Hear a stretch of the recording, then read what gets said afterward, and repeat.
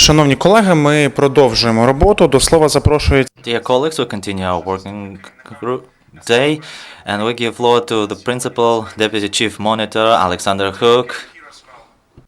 I can hear you loud and clear, thank you.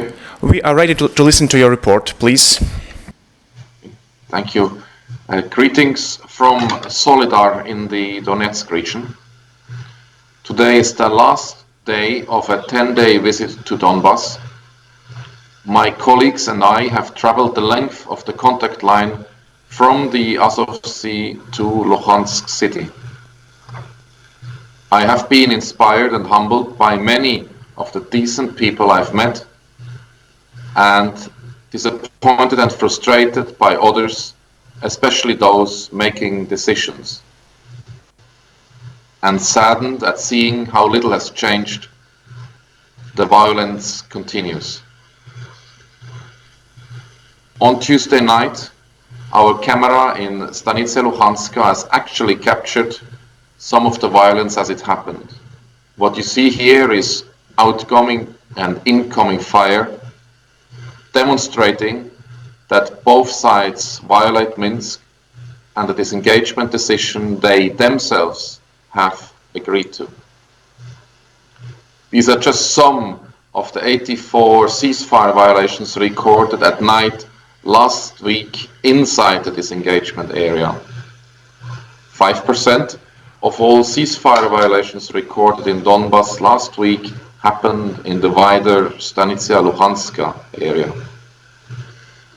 The vast majority of other ceasefire violations recorded by the SMM occurred at the usual hotspots. 45% in the Avdiivka, Yasinovata, Donetsk airport triangle, 20% in areas south, southeast and east of Svetlodarsk, 15% in areas east and northeast of Mariupol, and 5% in western Luhansk region. Last week, my colleagues and I were in Shirokine. On Ulitsia Miru, Peace Street, we saw not peace, but the consequences of conflict, destroyed homes. Later that evening, in Mariupol, I visited two elderly sisters whose home had been on Peace Street. Their dignity in the face of displacement and loss was humbling. They nonetheless refused to accept, nor should they, their current situation. Like many internally displaced persons, they dream of returning home. They dream of Peace Street. They dream of peace. Violence is like a bushfire. Having destroyed Shirokine, making it inhabited, indeed uninhabitable, violence has moved on. We saw its consequences in the government-controlled part of Solote on Wednesday last week. There, the body of a man who was shot in the back was removed from the scene. And on Tuesday in Holubivka, formerly Kirovsk, a 30-year-old man was hit by shrapnel from artillery rounds as he went to work. My colleagues and I were in Holubivka the following day, where we saw the body. In Luhansk region in particular, we have actually noted a sharp increase in the number of civilian casualties over the past 2 weeks. We have confirmed at least 5 civilian fatalities compared to 19 for all of 2016. My colleagues and I were also in Yasinovata and Novohorodsky.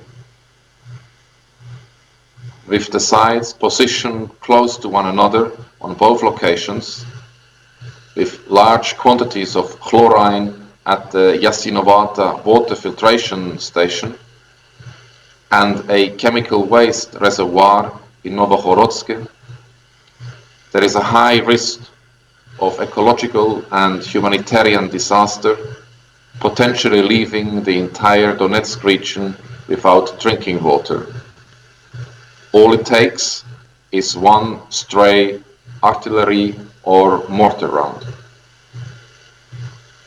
Dear friends, there are two Donbas realities.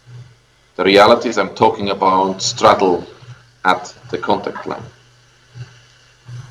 One Donbas reality is populated by pupils in Sakhanka, Talaktivka, and Oleksandrivka, and university students in Mariupol, all of whom my colleagues and I met over the past 10 days.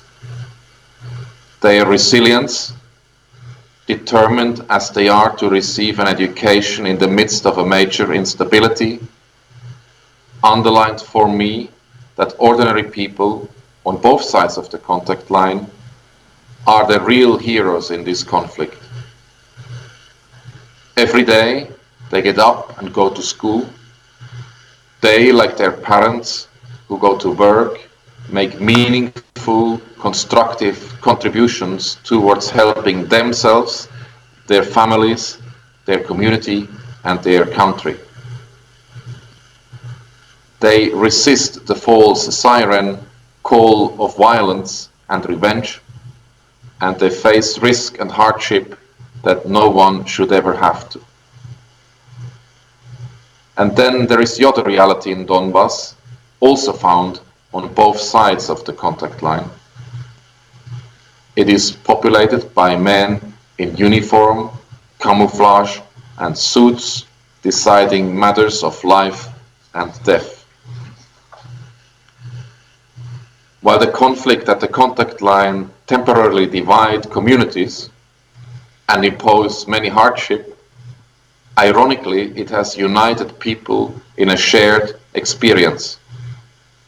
The children I have met in Sakhanka are the same as their peers in Talaktivka. Not all of what I saw in the past 10 days has been negative. I am, in particular, encouraged by some small, but I hope significant steps. The Ukrainian forces have, for instance, signaled willingness to remove mines and other impediments along the Pikuzi, formerly Kominternovo, Mariupol road.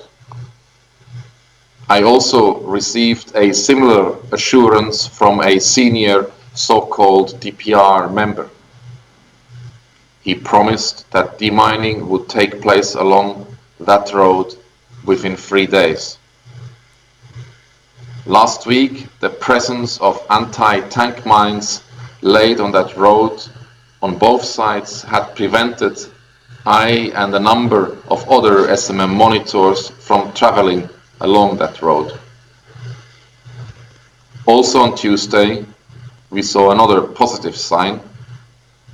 For the first time in a year, the SMM, accompanied by the Russian Federation Armed Forces General at the Joint Center for Control and Coordination, and so-called LPR members, could proceed for about 11 kilometers north along the Debaltseve-Svetlodarsk road, as far as the last so-called LPR positions.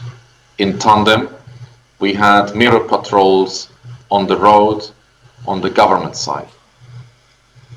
I cannot be sure, but I would like to think these tentative steps are because of the Joint Center for Control and Coordination.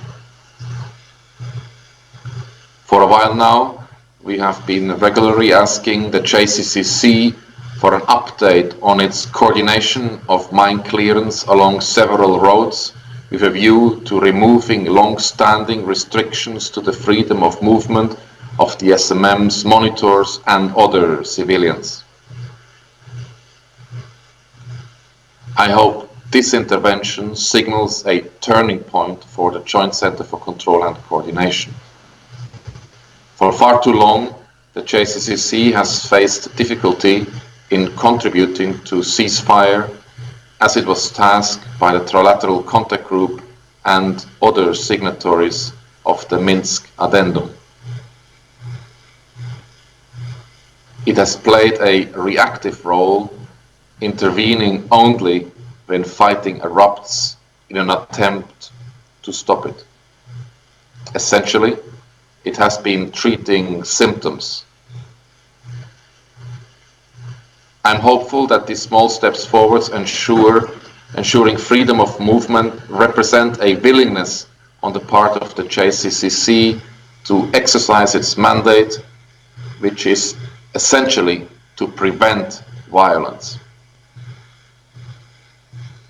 It must therefore encourage the sides to cease fire, withdraw weapons regulated by Trilateral Contact Group decisions, keep them withdrawn, and assist to ensure that the sides disengage, including, but not limited to, in Stanica Luhanska, and coordinate those processes as necessary. Dear friends, I'm not asking for anything new. It is in fact long overdue. It would obviously come too late for those killed and injured this week, and the thousands of others killed and injured since the sides agreed to withdraw proscribed weapons and cease fire. But for the children I met, and all other children across Donbass, it might well be the difference between life and death. For their sake, I hope we have seen the beginning of the end to over 2.5 years of madness. As usual, at the end of my statement, I would like to inform you about the latest mission numbers. As of today, the mission has 709 monitors, of whom 592 are deployed in the east.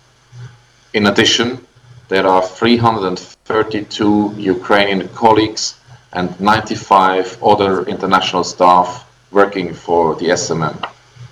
Thank you. Thank you, Mr. Hook. There is one question from a journalist. I'm going to translate it for you. Recently you said that as a result of military actions in Donbass, the possibility of ecological catastrophe is very high in that region. Could you elaborate a bit more on that, please? Thank you.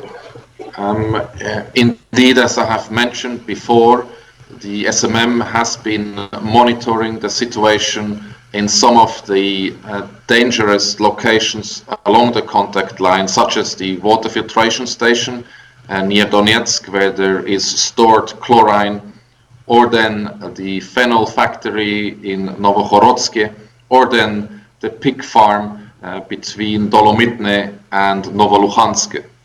All of these sites store or contain dangerous liquids, and a single stray artillery shell or mortar shell landing nearby or onto those storage facilities may lead to a leakage of those waste or of those chemicals, which may lead to the pollution of the groundwater, and which will result in the fact that those who depend on that water can't drink it any longer, or even worse, for instance, if chlorine is being released, that people will suffer serious health problems and more should those tanks in which chlorine is stored in that water filtration station be affected. One shrapnel is enough that this may happen. Thank you, Mr. Hook. We don't have further questions, so at this point the press conference is closed. Looking forward to seeing you here next week. Goodbye, take care. Okay. Thank you, and thank you for the interest. Goodbye.